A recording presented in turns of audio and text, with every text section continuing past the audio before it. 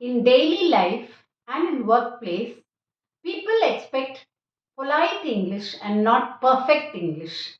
Speaking polite English is very easy.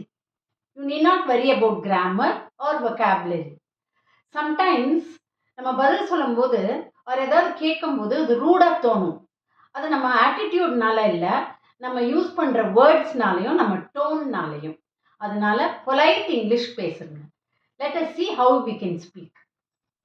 இப்போ சில சமயங்கள்ல நம்ம யாராவது ஒருத்தர் ஏதாவது பேசும்போது நமக்கு கோவம் வரும் அதை கேட்டு. ஏன்னா நம்ம அவங்க என்ன சொல்றாங்கங்கிறத புரிஞ்சுக்காம வாட் யூ மீன் அப்படின்போம். அதுக்கு பதில் can you explain again please அப்படின்னு சொல்லலாம். அந்த ப்ளீஸுங்கிற வார்த்தையே அந்த டோனை மெலோ டவுன் ஆக்கிடும். ஸோ நம்ம கியூரியாசிட்டி தான் இதில் அதிகமாக தெரியும். ஓகே, அதே மாதிரி வெயிட் அப்படின்னு கோவமா சொல்லாதீங்க. Please give me a moment அப்படின்னு சொன்னீங்கன்னா நம்ம நம்ம கேட்குறவங்களுக்கு மரியாதை கொடுக்குறோங்கிற அந்த டோன் அதிகமாக இருக்கும்.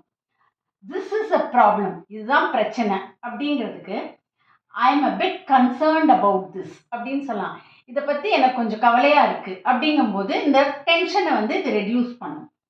லிசன் கேர்ஃபுல்லி அப்படின்னு சொல்லாமல் மே ஷேர் சம்திங் இம்பார்ட்டண்ட்டாக ஒரு விஷயம் சொல்லணும், கவனிக்கிறீங்களா அப்படிங்கும்போது சொல்லும்போது அது கொஞ்சம் இமோஷ்னலாக இருக்கும். அப்போ கேட்குறவங்களும் கவனிப்பாங்க. So if your sentence feels direct, add polite words like please, could, may, would, kindly, just. இதை ஆட் பண்ணி சென்டென்ஸ் பேசுங்களேன், ரியாக்ஷன் எப்படி இருக்குன்னு பாருங்க. Speak kindly, your words will travel very far.